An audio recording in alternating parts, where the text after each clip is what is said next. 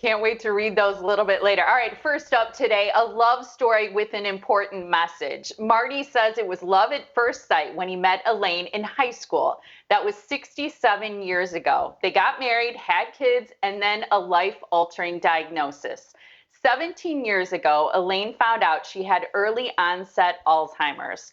Former Wisconsin Governor Marty Schreiber joins us again this morning. Super excited. Hi, Marty.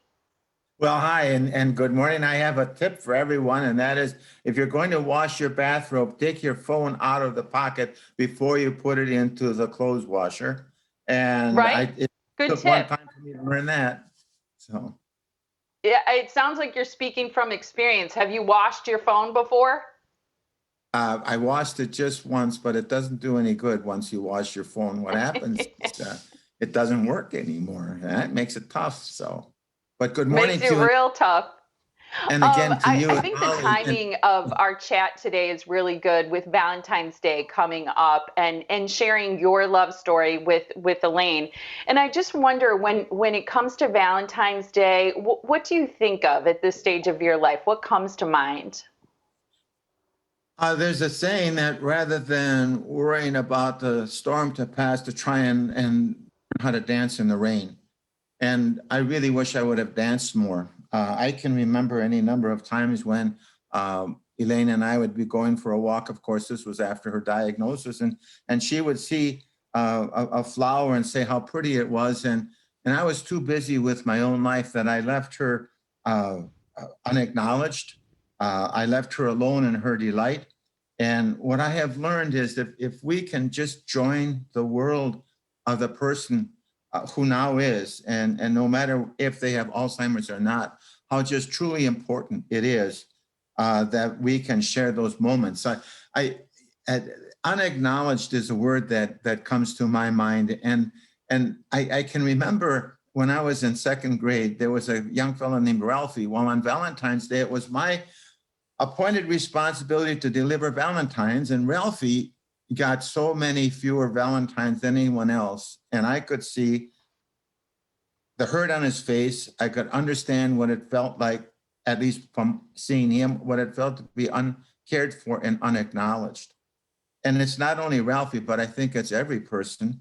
And what we need to try and understand is the nurturing, the everyday nurturing of love for one another, not just on Valentine's Day. And gosh, I brought Elaine jewelry over the course of time, and that's all gone.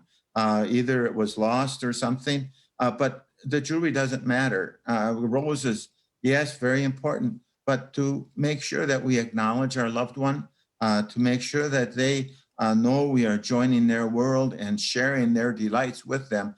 Gosh, I think that's the most important thing that I have learned through this whole process, and particularly remembering it on Valentine's Day.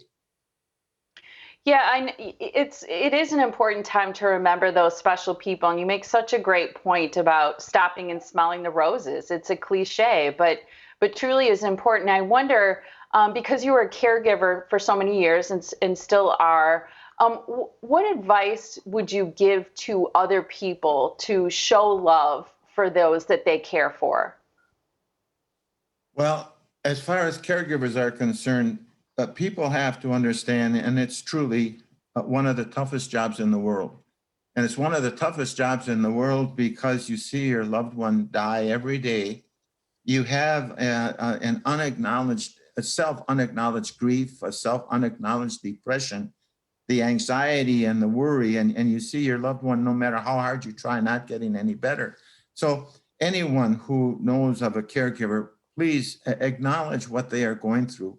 And if it is possible for you to help them in one way or another through shopping and or even taking the dog for a walk or just coming over and spending time, if you can do that, how important that is. And I see, just the holding of hands. I see Elaine, like I said, an hour twice a week, and in that time, gosh, it's listening to Anne Murray.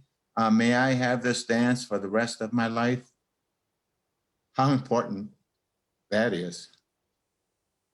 Absolutely.